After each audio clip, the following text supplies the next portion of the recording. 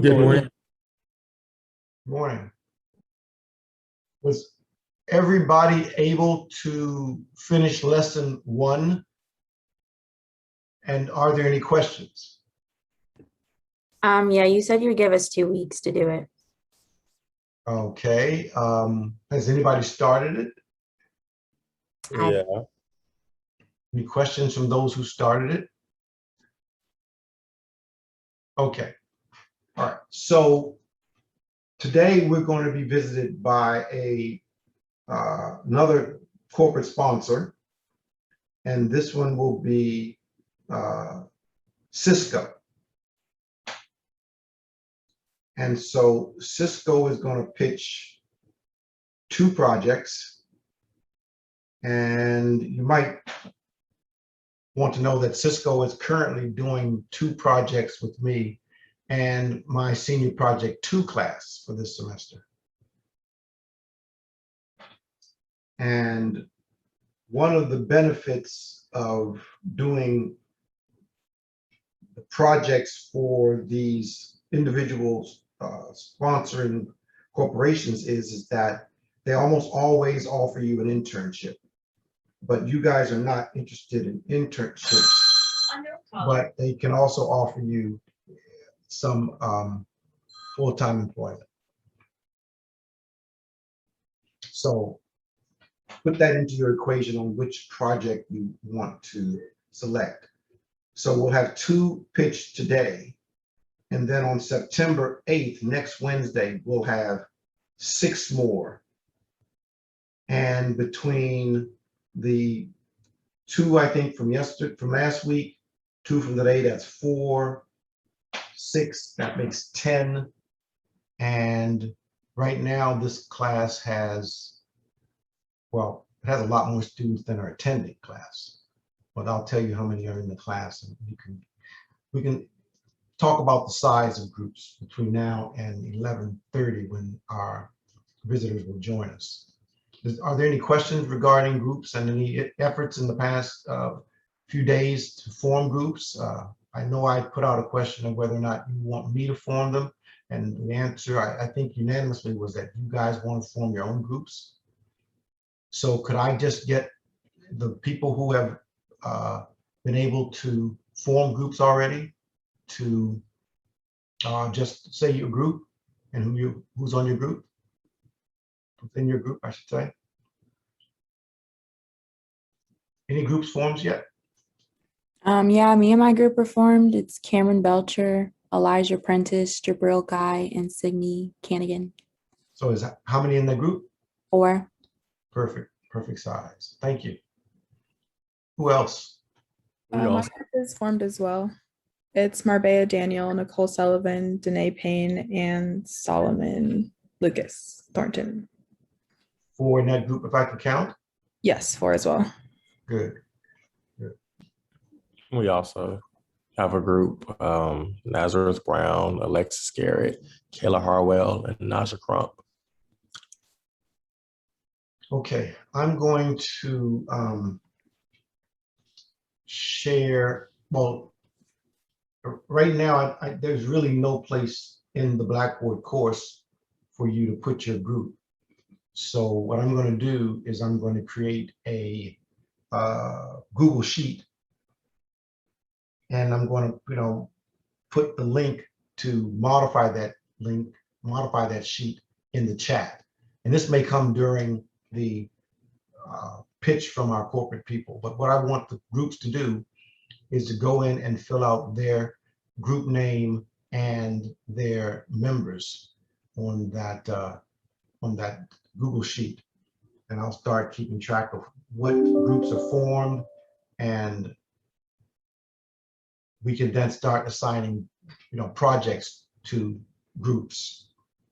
In the interim, think about a group name, but I would suggest you hold off making a final decision on that until you see which project you're going to choose. And you guys are going to have to work out the project choosing process. So after the 8th, I'll be asking every group to give me their first, second, and third choices for projects. And I'll basically try to get you your first choice, but you can imagine, you know, there's going to be some competition. Any questions about that process? Okay, so in senior project 1, currently for this semester, there are, oh, I know why there's not so, there's an overlap of time between this and operating systems. So we're going to have about 10 people join us probably in the middle of the pitch. But as far as what is in the class right now, we have 39 students. So at an average of 4 people per group, that's 10 groups. And we will have 9 pitched projects. So that means one group is at liberty to choose their own project from their own imagination, and you'll be listening to and reading about design thinking in lesson 2, which I want you to start reading this week. It only has 1 or 2 questions that are due within a week. So that would be, they're going to be due the same week as lesson 1. And in that, you're going to hear about a process of, it's called design thinking. It's pretty well recognized, pretty well known. But I want you to start applying some design thinking as you hear and think about these project pitches. So I've asked each of the corporate sponsors to give me a write-up, and I will post the write-ups for the Cisco course projects that we'll hear at 10:30, and I'll post them on the Blackboard website.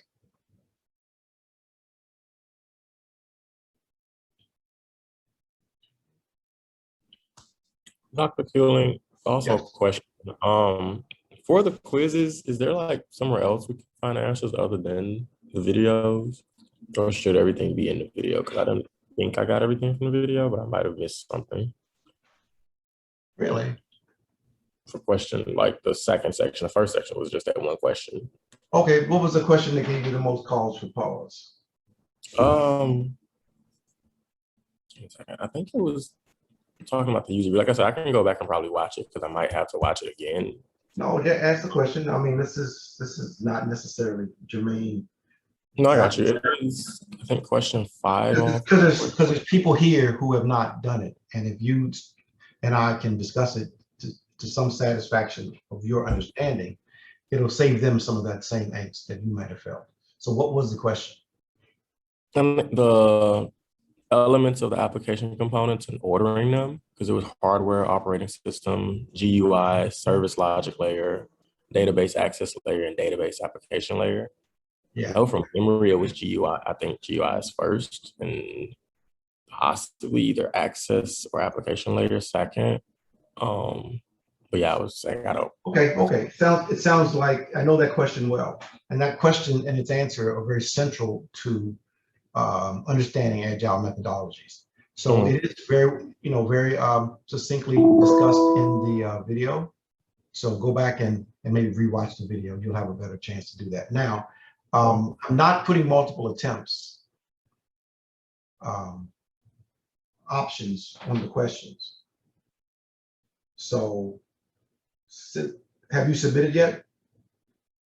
No, I haven't. Yeah, that's always wise. So until you know you've got all the questions right, and this may be one that you might not be exactly right on, go back and just listen to the video. Okay. That's my suggestion, not just to you, but for everybody else who will probably also hit that same snag. If you remember my discussion and lecture, and I apologize, I have not put my lecture in the recordings yet, nor have I put the pitch from Sigma in the recordings. I'll try to do that today as we listen to Cisco. But I spoke about the way in which we as software engineers are typically taught to think about applications in layers of a cake, and how the user is typically thinks about the same application, but they think of it as slices of the cake. Right. Slices that give them functionality. So when we proceed in these pitch projects, you're going to see that the pitchers, the people who are actually asking for something to be done, are going to be looking at it from this viewpoint of slices of the cake. But you as developers must have the ability to see it from the user perspective, which is what the agile methodology is based upon, but developing perhaps from the layers of that slice. And so, well, you'll see once we get in the latter parts of the semester, when we start talking about scrums and how we put together basically list of tasks for each member of each team to do. We call it the project backlog, and each person will have a individualized set of backlog items that they'll be responsible for. Some of those backlog items may be exchanged and given to each other. For example, I might give the person who's doing the back end my database requirements as far as the functionality that I'm trying to implement. And they may give me their UI because I'm the one who's doing the UI UX work.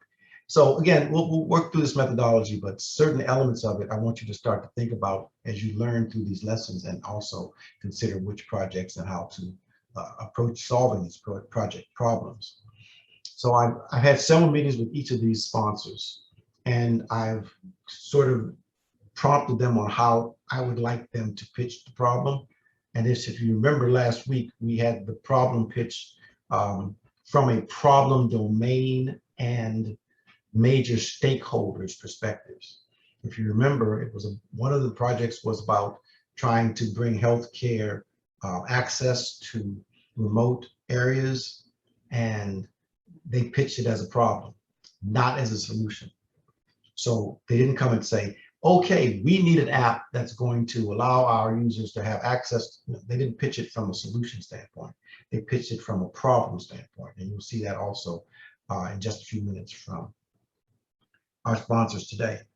And that's important because in many respects, the software engineer, the system designer, is an information doctor who's trying to solve a problem with a client using information systems.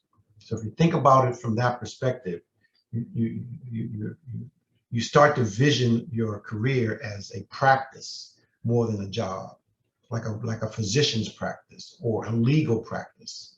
Okay, so when we go to the doctor, we don't go and tell the doctor, okay, listen, I want you to, give me a 3-inch cut, 1/4 inch deep in the left side, and I want you to pull out that thing. It looks like this. Here's the appendix picture. I want you to take it out and and so on and so on. We don't tell them the solution. We tell them what the problem is. We say, Doc, I got a pain in my side right around where place my appendix is.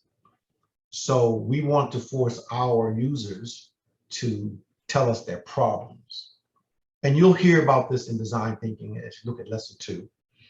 I'm just kind of trying to get you ready for that lesson.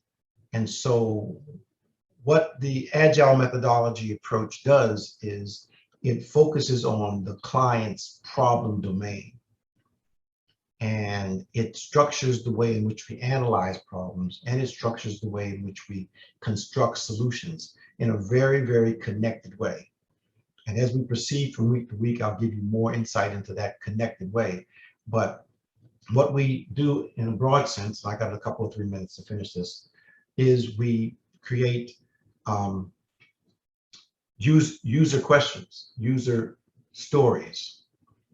So we listen to users, and users tell them about a problem or potential stakeholders. I shouldn't call them users because all of them are not going to be users, but they are stakeholders in the solution.